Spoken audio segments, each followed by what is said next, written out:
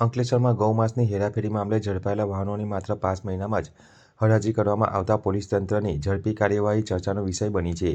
રાજ્ય સરકારના કડક નિર્દેશો બાદ પોલીસ વિભાગ ગેરકાયદેસર પશુ કતલ અને ગૌમાંસની હેરાફેરી સામે વધુ સક્રિય બન્યો છે. અંકલેશ્વર એ ડિવિઝન પોલીસે ગૌમાંસની હેરાફેરીના કેસમાં પશુ ક્રૂરતા અધિનિયમ તેમજ પશુ સંરક્ષણ અધિનિયમ હેઠળ ગુનો દાખલ કરી કાર્યવાહી હાથ ધરી હતી. દરોડા દરમિયાન જપ્ત કરાયેલા રિક્ષા અને મોપેડની કાયદેસરની કાર્યવાહી પૂર્ણ કર્યા બાદ માત્ર 5 મહિનાની અંદર જ હરાજી માટે મૂકવામાં આવ્યા હતા. હરાજીનું આયોજન એ ડિવિઝન પોલીસ મથક ખાતે ડીવાયએસપી ડોક્ટર કુશલ ઓઝાની અધ્યક્ષતામાં કરવામાં આવ્યું હતું.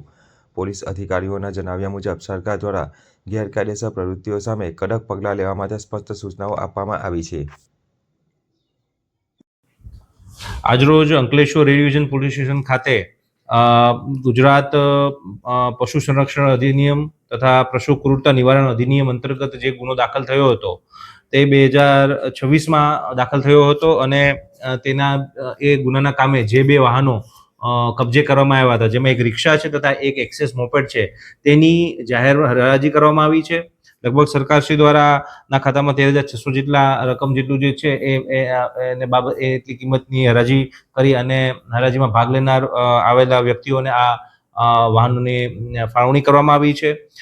સરકારશ્રી દ્વારા પશુ સંરક્ષણ તથા પશુ ક્રૂરતા બાબતે જે કડક અધિનિયમ છે અને એ બાબતે જે કડક કાર્યવાહી કરવા માટે સૂચના કરવામાં આવી છે તે અંતર્ગત અંકલેશ્વર પોલીસ દ્વારા ગુનો દાખલ કરવામાં આવ્યો હતો તથા ખૂબ જ ઓછા સમયગાળા એટલે કે 5 મહિનામાં આ ગુનાના કામે કબજે કરાયેલ બંને વાહનોની હરાજી પણ કરી દેવામાં આવી છે.